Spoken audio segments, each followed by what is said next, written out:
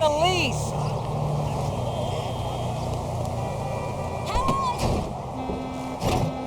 As I am contractually obliged to say, buckle up, everyone. It's showtime. Vinewood is often referred to as the anal bleaching capital of the world.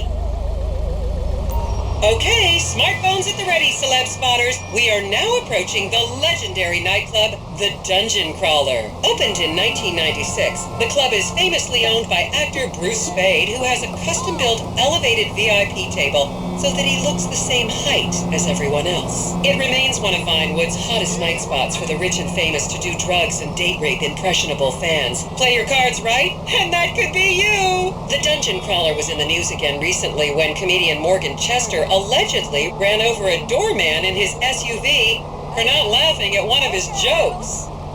Oh, and now a treat for you closet glam rockers on board. We're coming up to the infamous Tequila La Rock Bar. Back in the day, this was a restaurant run by the mob until it got shut down over the Adam's apple in the soup controversy of 1982. It reopened as the Tequila La Bar in 1983 and soon became a mecca for hair metal bands and fans from across the country. It's rumored that the Love Fist song Dangerous Bastards was written about a night they partied here on Mescaline with some transgender twins. Now, this house up ahead is one of the many private residence of action movie director Mark Fostenberg. Fostenberg still maintains he was out of town when a 15-year-old Mexican girl was found dead in his pizza oven in 2007. The case was settled out of court and all charges were dropped. The girl's family now live on the next street. So this is the house of television exercise guru The Craze. You might have seen him degrading himself recently on Rehab Island. Do any of you remember the 80s? Huh, strange times. People didn't go to the gym back then. They did jumping jacks in front of the TV in leg warmers and headbands. The Craze swapped his gold lame leotard for a crack pipe in the 90s, but is reportedly now clean and in the best shape of his life. That's Vinewood's code for he's trying to make a comeback.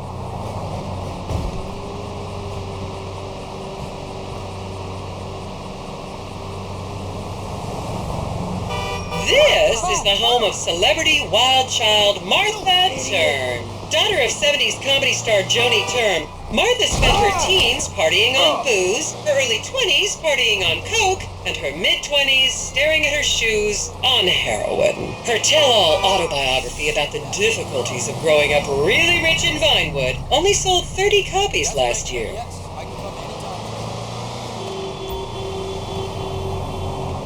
Just up ahead is another place to see and be seen in Rockford Hills, the Richmond Hotel. An iconic entertainment industry hangout, sleazy producer types have been promising to make young girl stars here for over 100 years now. Not gonna lie, I did some shameful things in that lobby bar in my youth, but I've put that period of my life behind me now.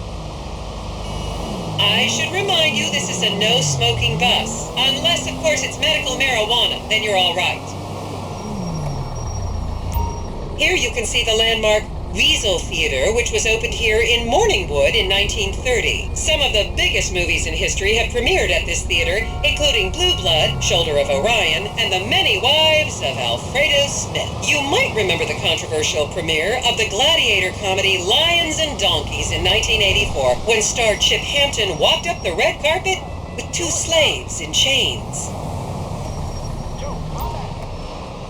And now to our left, ladies and gentlemen, is the famous Richard's Majestic Studios. The product placement for classics like Nelson and Naples and Rum Runner, and the not-so-classics like Vinewood Zombie and Shoulder of Orion 2 was shoehorned into the final edits right behind those very gates. Everyone has a favorite Solomon Richards movie. An American Divorce really helped me through a difficult time when I was bankrupting my first husband. Oh, come on, don't people in the Midwest watch movies? You must have seen Defender of the Faith. No? Wow, tough crowd. I'm about ready for a round of golf. Okay, people, get those cameras out. This is Portobello Drive. You won't get a better chance to spot a celebrity in its natural habitat. As you can see, the recession hasn't hit this part of town very hard. These are some of the most offensively high-end designer stores in the country. And now, some fun trivia for you. There have been a number of movies shot on Portobello Drive, mostly awful ones about rich idiots, including the blockbuster 2005 romantic comedy, Shoe Whore, that's credited with sending women's rights back 50 years. The store we're passing now is where British star Charlotte Crown was caught on film in the changing room, eating and purging the same burrito over and over again, just like a dog. This is the Epsilon Center. Anyone with red hair, please cover it for your own safety. If you really want to meet a famous celebrity, this place is packed full of them. Take an introductory course. It changed my life. Kiss, Mom!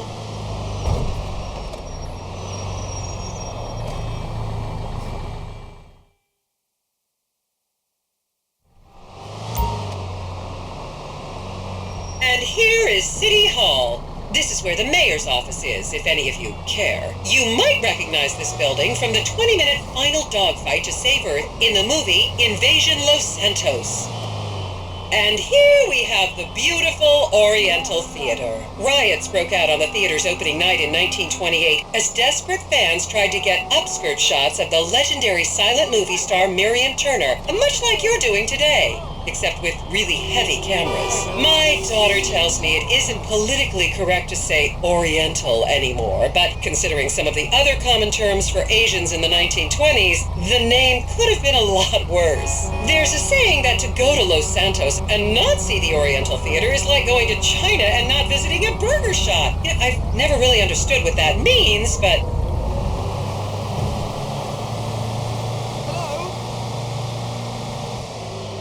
Here we are, back on the strip. As they say in Vinewood, that's a wrap, folks. I hope I managed to take your minds off the economic downturn for just a little while. I'd like to remind any Europeans that 1% is an